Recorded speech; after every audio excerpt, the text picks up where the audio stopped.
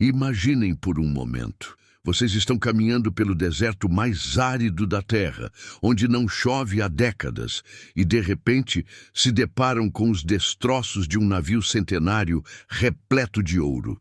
Parece impossível, não é? Mas isso realmente aconteceu.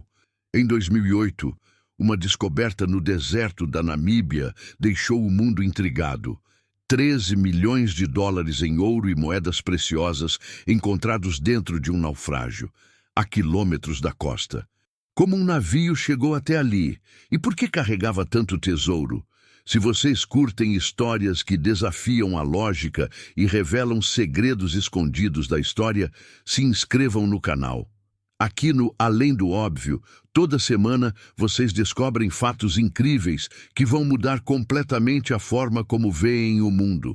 Apertem o sininho e vamos desvendar esse mistério juntos.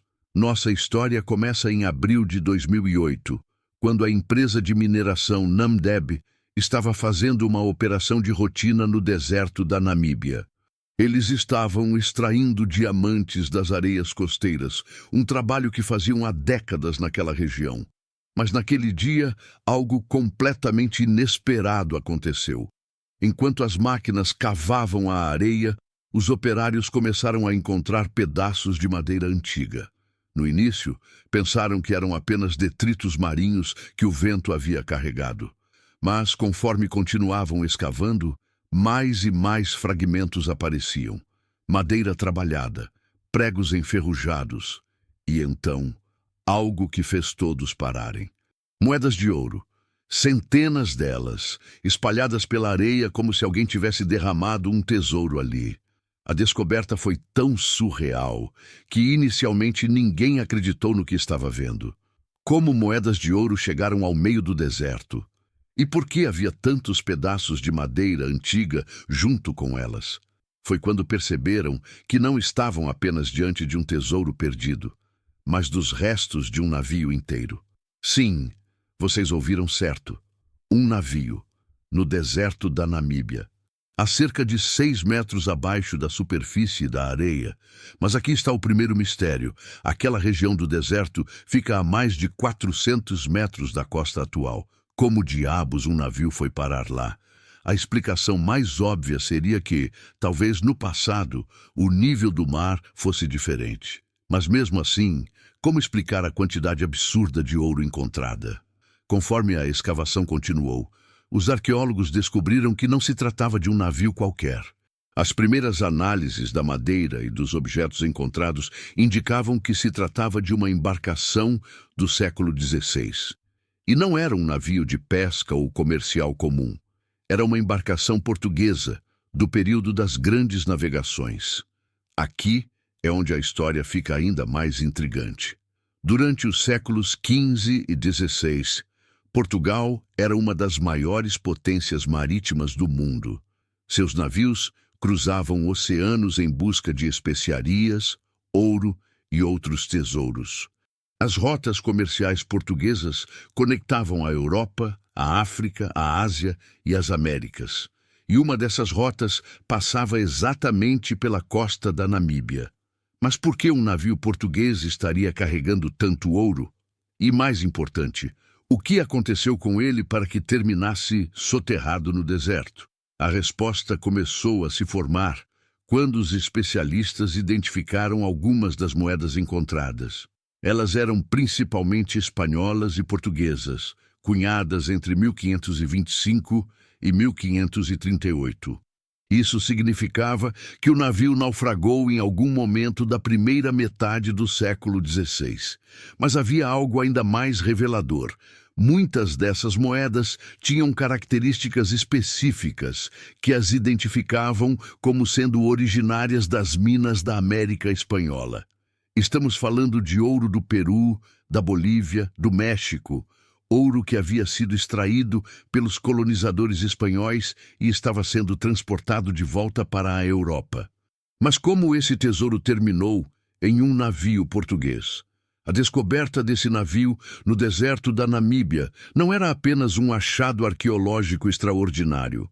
Era uma janela para um dos períodos mais fascinantes da história humana, quando impérios Eram construídos e destruídos através dos oceanos, quando a busca por ouro movia continentes inteiros e quando um único navio podia carregar a riqueza de uma nação. Mas ainda restava o mistério principal.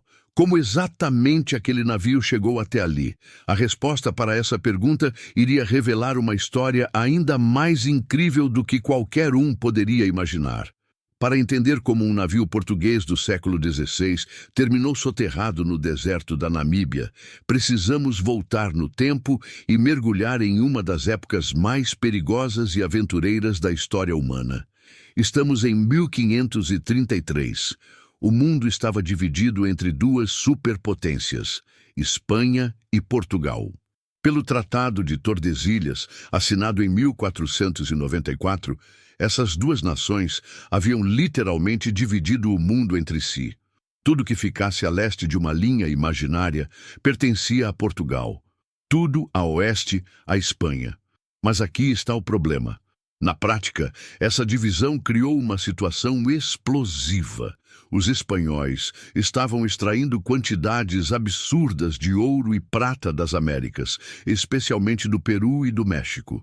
Esse tesouro precisava ser transportado de volta para a Europa. E adivinhem por onde passavam muitos desses navios carregados de riquezas?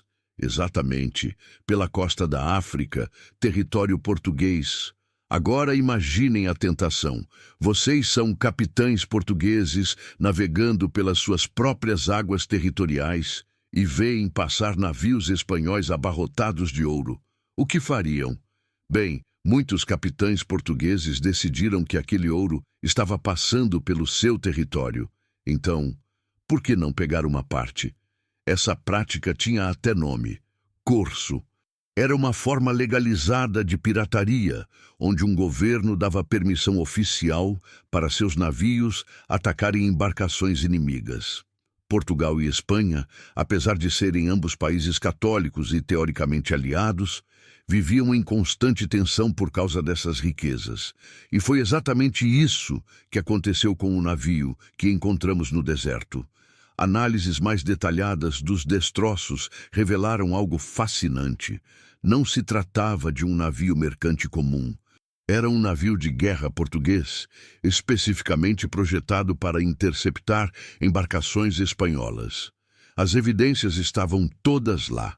Fragmentos de canhões, balas de canhão, armas brancas e até mesmo esqueletos de marinheiros ainda vestindo armaduras. Este não era um navio que estava simplesmente transportando ouro. Era um navio que havia atacado e saqueado outros navios para conseguir esse tesouro. Mas então surge a pergunta crucial: o que deu errado? Como um navio de guerra português, experiente em combate naval, terminou encalhado no que hoje é o deserto da Namíbia? A resposta está nas condições marítimas daquela época.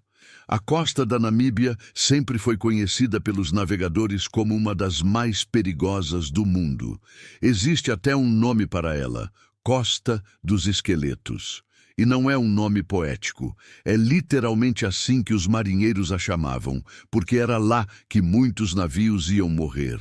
Essa região possui características geográficas únicas que a tornam extremamente traiçoeira.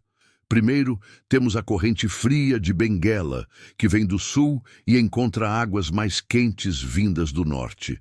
Esse encontro cria neblinas densas, que podem durar dias inteiros, tornando a navegação praticamente impossível. Segundo, existe um fenômeno chamado mar cruzado, onde ondas vindas de diferentes direções se encontram, criando padrões imprevisíveis que podem quebrar um navio ao meio em questão de minutos. E terceiro, e talvez o mais perigoso, bancos de areia móveis. A corrente oceânica constantemente move enormes quantidades de areia, criando obstáculos submersos que aparecem e desaparecem sem aviso. Agora imaginem um navio português, carregado de ouro roubado, tentando navegar por essas águas traiçoeiras no meio de uma tempestade. O capitão, provavelmente confiante demais após um saque bem-sucedido, talvez tenha subestimado os perigos da costa. E então aconteceu. O navio encalhou em um banco de areia, mas não foi um encalhe comum. Foi um encalhe em águas rasas, muito próximo da costa. Tão próximo que, com o tempo, as areias do deserto literalmente engolfaram os destroços. Esse foi o ponto de virada da nossa história. Um momento onde a ganância, a natureza implacável e a má sorte se combinaram para criar um dos achados arqueológicos mais extraordinários da história moderna. Mas a história fica ainda mais intrigante quando descobrimos exatamente que tipo de tesouro estava sendo transportado naquele navio. Quando os arqueólogos começaram a catalogar sistematicamente tudo que foi encontrado no navio, eles perceberam que não estavam lidando com um tesouro comum. Era como se tivessem descoberto uma cápsula do tempo que contava a história completa do comércio mundial do século XVI. Primeiro, vamos falar dos números. Foram encontradas mais de 2.000 moedas de ouro e prata, lingotes de cobre, marfim africano e até mesmo esqueletos de cavalos. Sim, cavalos. Mas não eram cavalos comuns. Eram cavalos de guerra, transportados da Europa para as colônias americanas. Isso nos dá uma pista crucial sobre a rota que o navio estava fazendo. Mas o que realmente impressionou os especialistas foi a diversidade das moedas. Havia moedas espanholas cunhadas no México, outras do Peru, algumas da Bolívia e até moedas portuguesas da própria metrópole. Era como se alguém tivesse reunido uma amostra de todas as riquezas que circulavam no mundo naquela época. Aqui está onde a investigação ficou fascinante. Os pesquisadores começaram a analisar não apenas o que foi encontrado, mas como estava organizado no navio. E descobriram algo surpreendente. O tesouro não estava simplesmente jogado no porão como se fosse um saque desorganizado. Estava cuidadosamente separado e catalogado. Isso sugere que o navio português não havia simplesmente atacado uma embarcação espanhola e fugido com o tesouro. Não. A evidência apontava para algo muito mais sofisticado.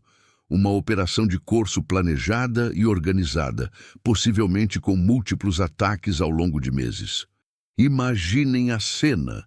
Esse navio português passou meses navegando pelas rotas comerciais espanholas, interceptando embarcações, saqueando seus tesouros e organizando metodicamente cada conquista.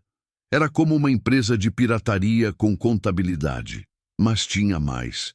Os arqueólogos encontraram também objetos pessoais dos marinheiros, anéis, cruzes, moedas menores que provavelmente eram seus salários. E aqui está o detalhe que humaniza toda essa história. Muitos desses objetos tinham inscrições, nomes gravados, datas pessoais.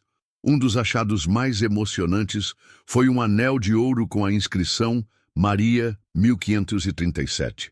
Provavelmente era um presente de uma esposa ou noiva para um marinheiro que nunca mais voltou para casa. Esses pequenos detalhes transformam números e estatísticas em histórias humanas reais. A investigação também revelou detalhes sobre a própria construção do navio. A madeira era carvalho português, mas o design mostrava influências tanto portuguesas quanto espanholas. Isso sugere que o navio pode ter sido originalmente capturado dos espanhóis e depois modificado pelos portugueses para suas próprias operações. O mais impressionante é que o estado de conservação era excepcional. A areia seca do deserto da Namíbia funcionou como um conservante natural perfeito. Madeira que deveria ter apodrecido há séculos estava praticamente intacta. Cordas, velas, até mesmo instrumentos de navegação estavam preservados. Entre os instrumentos encontrados havia um astrolábio, um dispositivo usado para a navegação astronômica. Esse astrolábio específico era uma obra de arte, feito de bronze dourado com inscrições em latim. E aqui está o detalhe incrível.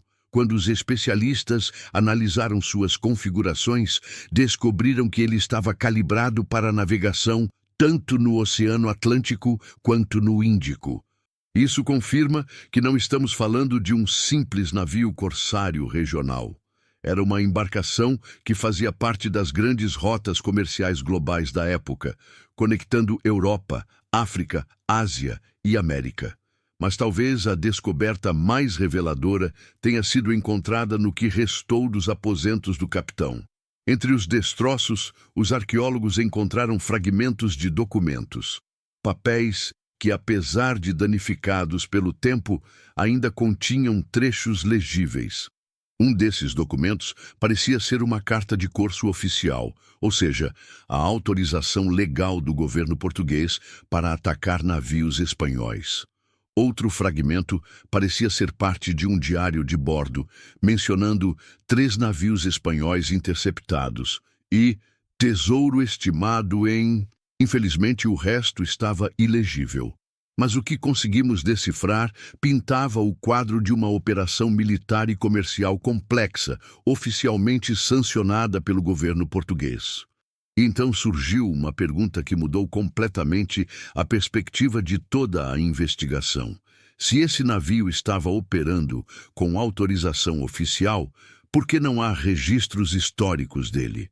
Por que essa operação foi mantida em segredo por quase 500 anos?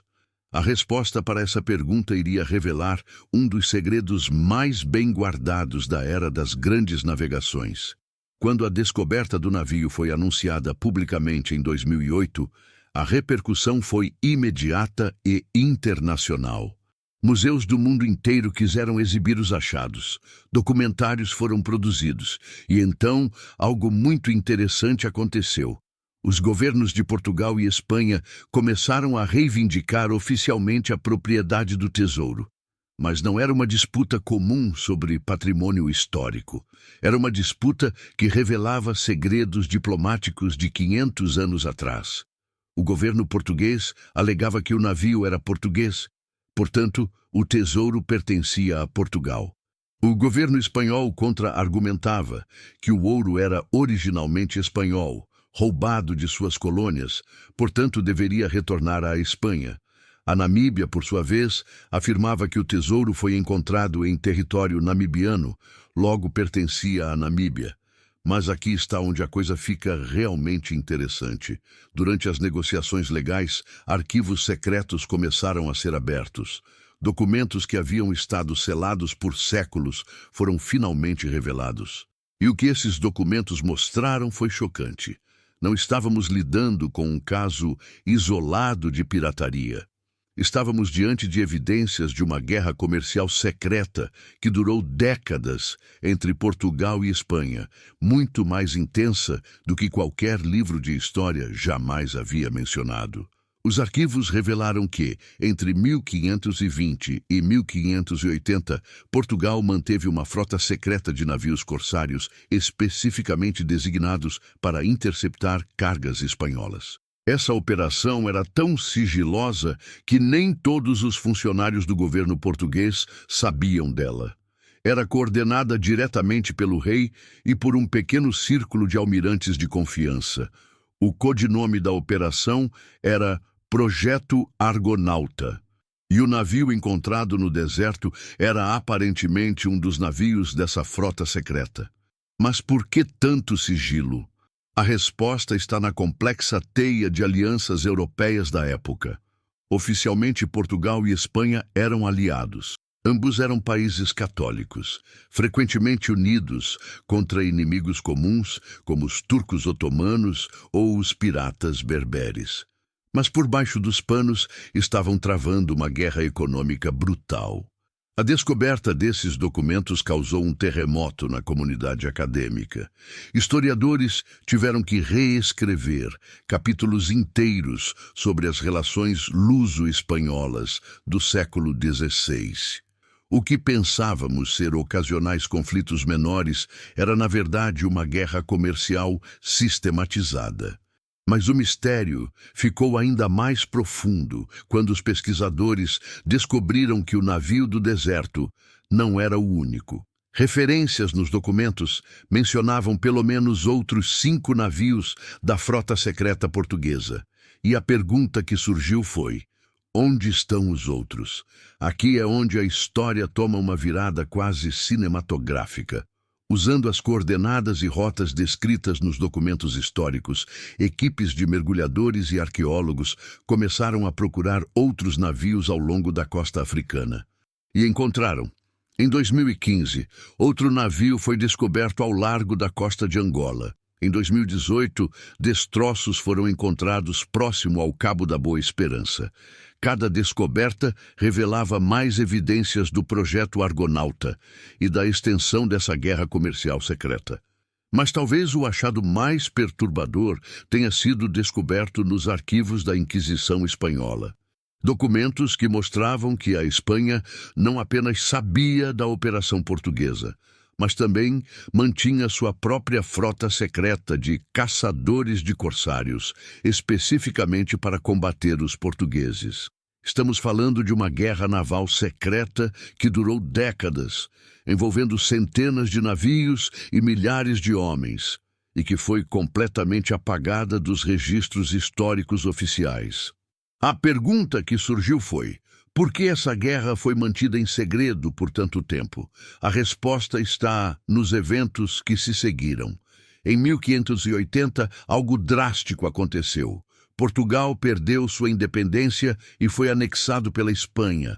Filipe II da Espanha tornou-se também rei de Portugal, unificando as duas coroas ibéricas sob seu comando. E uma das primeiras coisas que ele fez foi ordenar a destruição de todos os registros relacionados aos conflitos anteriores entre os dois países. Era como se estivesse tentando reescrever a história, apagando evidências de que Portugal e Espanha haviam sido inimigos.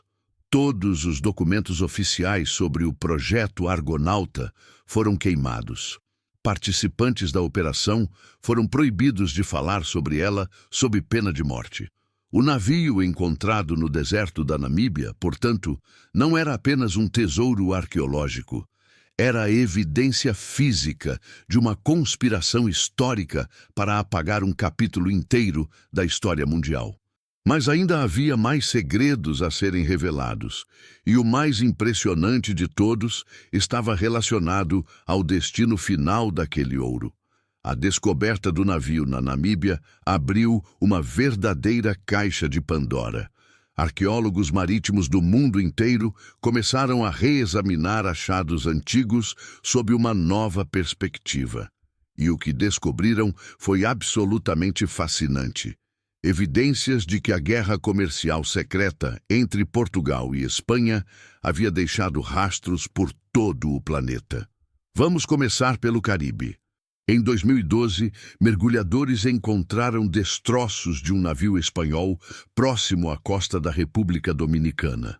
Inicialmente, pensaram que era apenas mais um galeão que havia naufragado durante uma tempestade. Mas quando analisaram os danos no casco, descobriram marcas inconfundíveis de tiros de canhão. O navio havia sido atacado. Entre os destroços, encontraram algo revelador: fragmentos de cerâmica portuguesa. Não era mercadoria, era louça de bordo, ou seja, pratos e tigelas que a tripulação portuguesa usava para comer. Isso significava que corsários portugueses haviam operado até mesmo no coração do território espanhol no Caribe. Mas a descoberta mais impressionante veio do outro lado do mundo. Em 2016, pescadores filipinos encontraram canhões antigos em águas rasas próximo a Manila. Quando arqueólogos investigaram, descobriram que se tratava de um navio português do século XVI, carregado de especiarias e moedas espanholas. Aqui está o que é incrível. As Filipinas eram colônia espanhola na época. Como um navio português chegou lá carregado de moedas espanholas? A resposta estava nos documentos que haviam sido descobertos após o achado da Namíbia. O projeto Argonauta não se limitava ao Atlântico. Tinha ramificações no Pacífico também. Portugal havia estabelecido uma base secreta em Macau, na China, de onde coordenava ataques a navios espanhóis que faziam a rota entre as Filipinas e a América. Era uma operação intercontinental de uma sofisticação impressionante para os padrões do século XVI. Mas talvez o caso mais intrigante tenha sido descoberto bem aqui na América do Sul. Em 2019, durante obras de construção em Salvador, na Bahia, operários encontraram moedas de ouro enterradas a 3 metros de profundidade. Inicialmente, pensaram ter encontrado um tesouro de piratas, mas quando arqueólogos analisaram as moedas, descobriram algo surpreendente. As moedas eram espanholas, cunhadas no Peru e na Bolívia, mas estavam enterradas em território português, no Brasil. E mais estranho ainda, estavam organizadas em pequenos grupos, como se alguém tivesse criado múltiplos esconderijos ao longo da costa brasileira. A teoria que emergiu foi fascinante. Corsários portugueses que atacavam navios espanhóis ao longo da costa africana não levavam todo o tesouro de volta para Portugal. Eles criavam depósitos secretos ao longo da costa brasileira, como uma espécie de banco clandestino, onde podiam guardar parte do ouro roubado. Isso explicaria por que o navio encontrado na Namíbia estava tão carregado de tesouro. Ele não estava voltando para Portugal, estava a caminho do Brasil para depositar o ouro em um desses esconderijos secretos. E aqui está onde a história fica ainda mais complexa. Pesquisadores descobriram que alguns desses bancos clandestinos foram posteriormente utilizados para financiar a expansão portuguesa no Brasil. O ouro roubado dos espanhóis estava sendo usado para construir cidades, igrejas e fortificações em território português. Em outras palavras, parte da riqueza que permitiu ao Brasil se desenvolver como colônia veio originalmente das minas espanholas do Peru e da Bolívia. Era uma transferência indireta de riqueza entre impérios coloniais que durou décadas. Mas a descoberta mais perturbadora veio da análise de DNA feita nos esqueletos encontrados no navio da Namíbia. Os testes revelaram que a tripulação não era apenas portuguesa. Havia marinheiros espanhóis, italianos, até mesmo alguns africanos. Isso sugeria que a guerra comercial secreta havia criado um mercado negro de marinheiros especializados em combate naval. Homens que mudavam de lado dependendo de quem pagasse melhor. Mercenários navais que vendiam suas habilidades para quem oferecesse mais ouro. Era como se existisse uma versão aquática dos mercenários terrestres que lutavam nas guerras europeias da época. E então surgiu uma pergunta que mudou tudo. Se essa guerra comercial secreta era tão extensa e lucrativa, por que ela realmente terminou? A anexação de Portugal pela Espanha em 1580 foi apenas uma coincidência ou havia forças maiores em jogo? A resposta estava enterrada nos arquivos do Vaticano, e o que os pesquisadores descobriram lá iria abalar completamente nossa compreensão sobre o papel da Igreja Católica na economia mundial do século XVI. Mas essa revelação final mudaria não apenas nossa visão do passado, mas também nossa compreensão sobre como o mundo moderno foi realmente construído. Em 2020, após anos de negociações diplomáticas, pesquisadores finalmente conseguiram acesso aos arquivos secretos do Vaticano relacionados ao século XVI. E o que descobriram foi absolutamente revolucionário. A Igreja Católica não era apenas uma observadora passiva da guerra comercial secreta entre Portugal e Espanha. Ela era uma participante ativa. E mais do que isso, ela era quem estava coordenando e financiando as operações de ambos os lados. Imaginem a cena. O Papa, teoricamente o líder espiritual máximo da cristandade, estava secretamente financiando uma guerra entre dois países católicos. Mas por quê? A resposta está em uma palavra: controle. Os documentos revelaram que o Vaticano estava profundamente preocupado com o poder crescente dos impérios coloniais.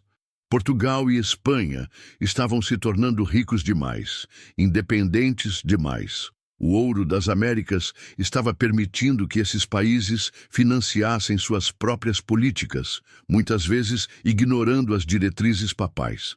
Então, o Vaticano desenvolveu uma estratégia genial: fazer com que Portugal e Espanha se enfraquecessem mutuamente através de uma guerra comercial secreta. Enquanto os dois países desperdiçavam recursos atacando navios um do outro, a Igreja mantinha sua posição como mediadora e autoridade moral suprema. Era uma forma de política internacional maquiavélica que faria inveja aos diplomatas modernos. O Vaticano estava literalmente jogando dois impérios católicos um contra o outro para manter sua própria supremacia. Mas aqui está o aspecto mais chocante. O ouro que estava sendo roubado pelos corsários não desaparecia simplesmente. Uma parte significativa acabava nas mãos da Igreja, através de doações e dízimos especiais que os capitães corsários eram obrigados a pagar. O navio encontrado no deserto da Namíbia, portanto, não era apenas evidência de pirataria organizada. Era evidência de um dos maiores esquemas de manipulação geopolítica da história humana. E funcionou. A guerra comercial secreta enfraqueceu tanto Portugal quanto Espanha. Portugal perdeu sua independência em 1580. A Espanha entrou em declínio econômico no final do século XVI, e a Igreja Católica manteve sua influência sobre a política europeia por mais 2 séculos. Mas a história não termina aí. O ouro que foi encontrado naquele navio no deserto teve um destino surpreendente. Após a resolução da disputa legal internacional, foi decidido que o tesouro seria dividido entre Portugal, Espanha e Namíbia. Cada país receberia 1/3 dos 13 milhões de dólares em ouro. Portugal usou sua parte para financiar um programa de restauração de monumentos históricos. Espanha investiu na criação de um museu marítimo nacional. E a Namíbia? Bem, a Namíbia fez algo extraordinário com sua parte. O governo namibiano decidiu usar o ouro para financiar um programa de educação que leva o nome do navio, Projeto Bom Jesus, que era o nome do navio português descoberto no deserto. Crianças namibianas agora têm acesso a escolas e universidades financiadas pelo mesmo ouro que corsários portugueses roubaram de navios espanhóis há 500 anos. É uma ironia poética. Ouro que foi extraído por escravos nas minas do Peru, roubado por corsários no Atlântico, perdido no deserto da Namíbia e finalmente usado para educar crianças africanas no século XXI. A descoberta do navio no deserto da Namíbia nos ensinou algo fundamental sobre a natureza humana e sobre como a história realmente funciona. Mostrou que por trás dos grandes eventos históricos que estudamos nos livros, sempre existem camadas de complexidade, segredos e motivações que só descobrimos décadas ou séculos depois. Nos lembrou que a busca pelo ouro e pelo poder sempre moveu a humanidade, mas que o verdadeiro tesouro não está nas moedas que encontramos, mas nas histórias que elas contam e nas lições que podemos aprender com elas. E talvez a lição mais importante seja esta: não importa quão bem guardados sejam os segredos, não importa quão profundamente sejam enterrados na areia do tempo, a verdade sempre encontra um jeito de emergir. Às vezes, ela precisa de 500 anos para aparecer, mas sempre aparece.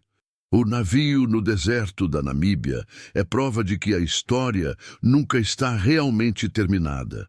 Ela está sempre sendo reescrita, sempre revelando novos segredos, sempre nos surpreendendo com conexões que nunca imaginamos existir.